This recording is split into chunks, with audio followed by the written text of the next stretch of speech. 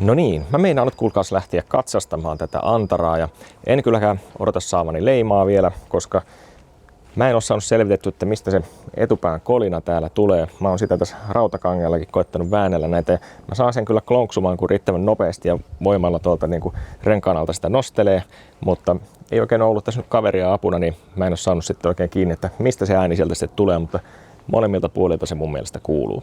Mä en tuossa nosturilla uskalla sitä niin paljon heilutella, ettei se tipahda siitä. Otin tämän nyt liikennekäyttöön kuitenkin ja käyn vähän tuossa matkalla tankkaamassa ja soitan nyt katsastusasemalle, että mä oon tämän kanssa tulossa, koska leima on mennyt silloin reilu kuukausi sitten umpeen tästä. Jos sattuu, että pysäytettäisiin matkalla, niin ei tule sitten sanomista. Olen varustautunut myöskin akkuboosterilla, kun se akku on vähän huono, että tässä kun nyt tulee muutama käynnistys, kun käy tankkaamassa ja sitten siellä katsastamassa, niin se on varoksi mukana, ettei jäädä sitten sinne jumiin. Mutta nyt varmaan selviää, mitä muutakin sitten vielä löytyy. Valot mä nyt katsoin, että ne on ok ja ei mitään semmoista muuta ilmeistä ole sitten mun mielestä, niin. Mutta voi olla, että jotain löytyy. No niin, leimalla on sitten käyty ja teitä varmaan kiinnostaa sitten, kuinka meren kävi. Ensinnäkin kun lähdin sinne tästä ajamaan, niin piti tosiaan käydä siellä tankkaamassa ja 20 litraa pistin tankkiin, että sillä nyt hetken aikaa pärjää sitten, mutta että ei kannata liikaa niin kuin sitoa rahaa tähän auton sisälle turhan takia, ennen kuin tämä on oikeasti niin kuin käyttökunnossa. Kävin sitten vielä vähän tuolta hiekkatien kautta kiertämässä ja jarruttelinkin siinä oikein kunnolla, että saisi noin jarrut sitten vähän heräilemään tuolle. Täristi kyllä aika lailla nuo etujarrut, että en tiedä onko levyt sitten vaan niin kierrot vai mitä. Se ehkä vähän helpottui siinä, kun mä jarruttelin muutaman kerran terävämmin, se vähän väheni se täristäminen, mutta ei poistunut kuitenkaan. Niin mulla on kyllä tähän itse asiassa jo tuolla levyt ja palat valmiina sitä varten. Aika kauan sain siellä jonottaa, kun en ollut aikaa varannut ja istuskelin siellä ja lueskelin autolehtiä ja sellaisin nettiä. Mutta sitten lopulta päästiin nosturille sinne ja kerroin siinä heti, että täällä on sitä kolinaa etupäässä, mikä kiinnostaisi kyllä löytää. Ja kyllä se aika äkkiä sieltä löytyikin, että ei siellä ollut kuulkaa mitään muuta kuin koiranluut edessä välinä. Että mä kyllä ajattelin, että kun se oli niin kova se kolina, että kyllä se täytyy jotakin muuta olla kuin koiranluut. Mutta niin vain, kuskin puolella oli ilmeisesti se pahempi ja sitten tuolla oli vähän väliä sitten toi apukuskin puoleinen. Päästöt oli ok, jarrut oli ok, iskarit oli ok, ei mitään niissä. Mutta sitten sieltä löytyi takaa vielä semmonen yksi, mikä vaatii huomiota, eli toinen alatukivarsi, tuo oikeanpuoleinen taisi olla, niin siellä on ruostunut reikä sinne tukivarren keskelle, sinne kuin jousen kohtaan, niin se pitää nyt sitten vaihtaa. Ei saa kuulemma hitsata, niin pitää laittaa uusi tilalle. Eli tilaukseen lähti nyt sitten tosiaan se alatukivarsi ja 2 koiran luuta ja näytti olevan, että hintaa tuli 99 € vielä tälle tilaukselle, mutta nyt on lauantai, mä saan todennäköisesti sitten ensi viikolla ne torstaina pitäisi vissiin tulla ne osat, varmaan viimeistään perjantaina, niin pääsen sitten ensi viikonloppuna asentamaan, niin ehtisinkö jopa saada lauantaina sitten leiman tähän. Aika hyvä lopputulema sitten loppujen lopuksi kuitenkin. Kurkataan noi osat ja aloitetaan. Tämän laatikon hain tosiaan töitten jälkeen tänään ja tässä olisi ne koiranluut, pari kipaletta, toinen tosiaan musta, toinen tommonen hopeinen, no ei se haittaa. Tuo iso klöntti on sitten se alatukivarsi, se oli näistä se kallein, joku 75 € tai jotain.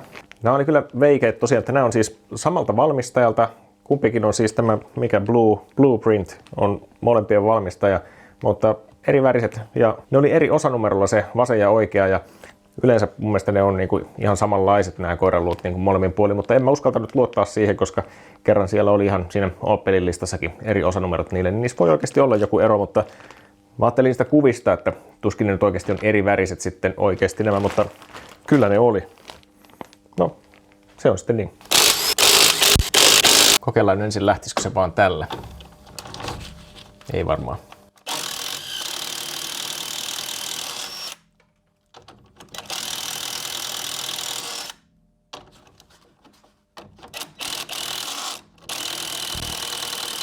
Ei. Melkein, mutta ei. Toiseen tämä ei mahdukaan. Oli sen verran tiukan tuntuinen, että laitetaan heti tuo hylsy sinne.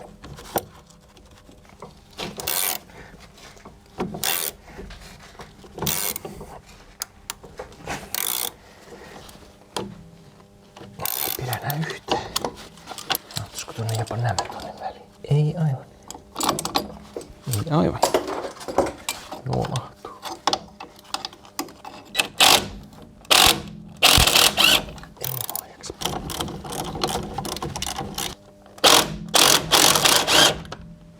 No, siinä näette kuinka taas kerran kävi, eli mun piti lopulta sahata se puukkosahalla irti sitten tuosta tuo mutteri, niin se kummasti auttaa. Sitten alkaa irtoamaan. Siinä. Tämä toinen pää ollut aivan niin ongelmallinen.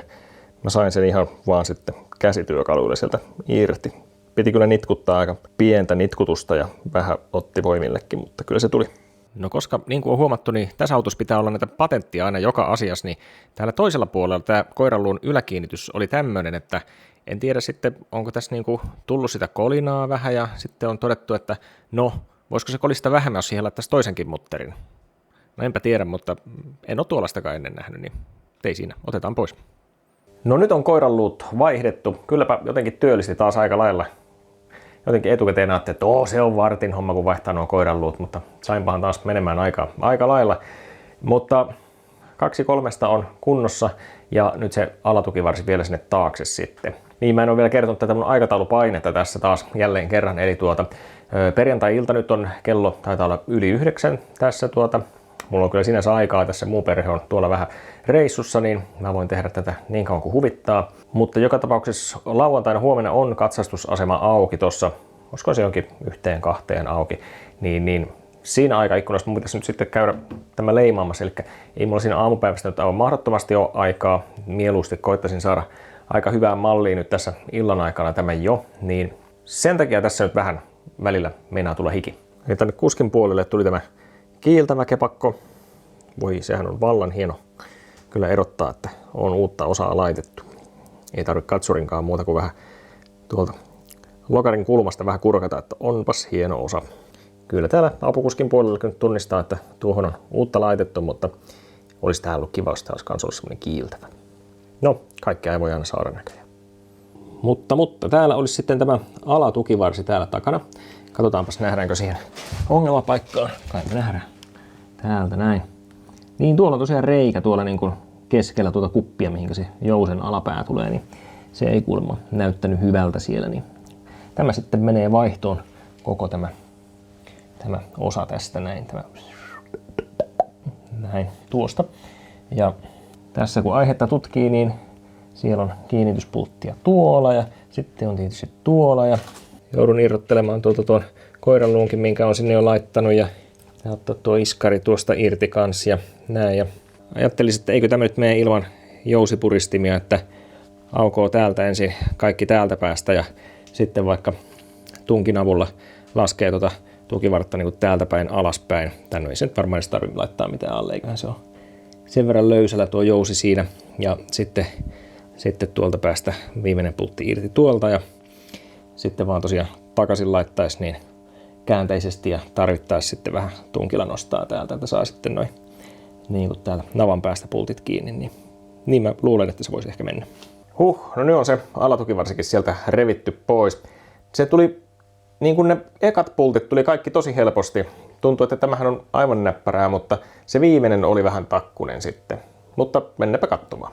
Sieltä se on poistunut paikalta tosiaan. Ei näy tukivartta enää. Kyllä tuossa jousessa jonkun verran oli jännitystä, sen takia se on nyt tuolla. Ensin tuntui, että eihän siinä ole mitään ja otin jo tämän tunkikin tästä alta pois, mutta sitten kun mä tuosta kangotin sen lopulta irti, kun se oli vaan niin tiukassa siihen, se sovite oli niin tiukka, niin kyllä se aika räväkästi tuli tuo jousi sieltä sitten pihalle, että katsotaan nyt sitten pitääkö niitä puristimia käyttää, kun se laittaa takaisin. Vanha on siinä ja tossa on uusi ja kyllä se näyttää onneksi olevan ihan oikeallaan. Ja mulle tuli sellainen pieni pakokauhu tuossa, kun mä irrotin tätä. Tämä oli siis se kaikkein vaikein, minkä viimeiseksi irrotin, niin tuli yhtäkkiä mieleen, että ei vitsi, jos tuossa uudessa osassa ei ole tätä puslaa mukana, niin sitten mä oon ongelmissa. Mutta heijaa, oli siellä, ei hätää, niin ei ole sen osalta probleemia, koska se on tuossa. Olisi nimittäin pitänyt sitten ruveta aika äkkiä huomenna aamulla sitten jostakin metsästämään tai muuten aikataulu menee pieleen. Ja ei sitä varmaan olisi tietenkään ollut saatavissa. Tuosta tuo kumi pitää siirtää vielä tuonne jousta varten ja sitten vaan sovitellaan tuota uutta tonne. Mun piti muuten irrottaa täältä parit kiinnikkeet tuosta takapöntöstä, että sain pikkasen tilaa. Se pultti tuli justiinsa tuohon pakoputkeen kiinni, niin mun piti vähän saada kangotettua tuota putkea tuosta pois tieltä. Niin. Ei tarvinnut onneksi sen enempää sitä nyt irrotella, että sen sai tuolla. Ja huomenta. Nyt on päivä vaihtunut. Mun tallikamppeetkin on vaihtunut, sen voi siitäkin huomata. Mutta siis nyt on lauantai-aamu, kello on jotenkin 9:30 varmaan alkaa olemaan tossa ja sain aamuhommat hoidettua ja koiran ulkoilutettua ja nyt ollaan täällä tallissa ja nyt on tosiaan tukivarsi paikallansa. Mä sain sen eilen illalla siinä värkkäilin sen vielä. Mä ajattelin, että en viitti jättää tälle päivään kovin paljon tekemistä, että keritähän sinne katsastukseen, niin se on nyt siellä ja no, käydään kurkkaan taas. Eli semmonen. Sehän on siellä aivan niin kuin pitääkin ja ei siinä sinänsä, vähän siinä oli värkköitä, että sai tuon iskarin paikallisessa, se oli jotenkin vähän tiukka tuo väli, että siellä oli varmaan jossakin kiinalaisella hitsauslinjastolla mennyt vähän lähelle nuo korvakkeet toisiansa, mutta kyllä se sinne meni, kun vähän kangotti ja jousi on siellä ja kyllä mä sain sen sillä konstilla, mitä ajattelin, eli tunkilla vaan sitten nostin tuolta tukivarren pohjasta sitten, niin sen sai sillä kyllä sinne riittävästi puristettua. Tarkkana pitää tietysti olla, ettei tuo auto lähde samalla tuosta nosturilla nouseskelemaan ja luiskahda siitä pois, niin varovaista tunkkailua. Mutta siellä se on ja ripustuksen nostin toki ylös silloin, kun sitten kiinnittelin tiukalle nämä pultit. Täytynee tökkiä tähän renkaat kiinni, niin päästään liikkeelle.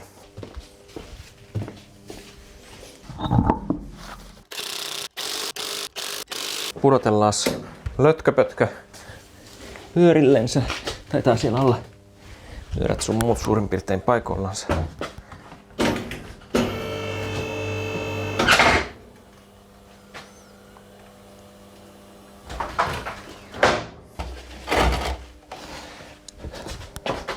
Ei ole niin high-techia nämä mun systeemit, niin joutuu aina täällä vähän pikkusen värkkäämään näiden mun puujuttujen kanssa, mitkä on tuolla pyörien alla tai sitten noiden nostolätkien ja muiden kanssa, mutta kyllä näillä ihan hyvin pärjäilee.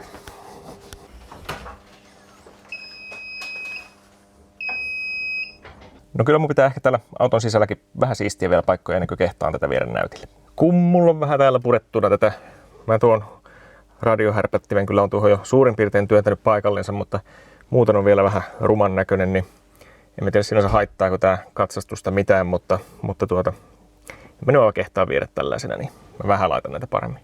Toisessa videossa tulee sitten, että mitä mä oon täällä tehnyt ja minkä takia. No, eiköhän se nyt tuommoisena kelpaa, että ruuvasin tuon kaiuttimen tuonne kiinni ja vähän keskikonsolia pökiin paikallensa, että pysyy siinä ja näin, niin tuskin tuo reikä nyt tuolla tässä kohtaa haittaa. No niin, ei muuta kuin peukut pystyy. Nyt on aika varattuna katsastuskonttorille, tai siis ilmoitettu sinne, että tulossa ollaan muutaman minuutin päästä tässä. Ja joo, no aika semmoinen no-brainer. Tää pitäisi olla sinänsä, että täällä on tehty ne, mitä on pyydetty, niin ei kai se ole muuta kuin, että sieltä vähän kurkkaa auton alle, että löytyykö ne uudet osat sieltä. Mennään paikalle. Jaa, tuo kovin tomuinen tuo tuulilasi, mistäs täältä?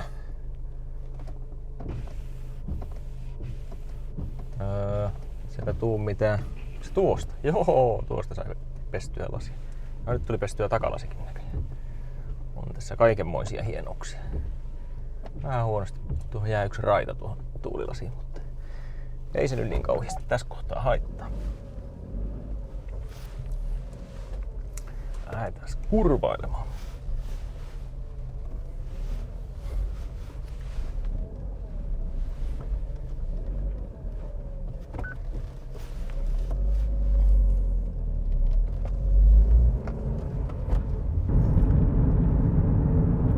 Yllättävän suoraan tämä kyllä kulkee niin kuin, huolimatta siitä, että on se hammastankokin vaihdettu ja mitä suuntauksia ei ole vielä tehty. Tämä vähän ehkä tämmönen niin kuin,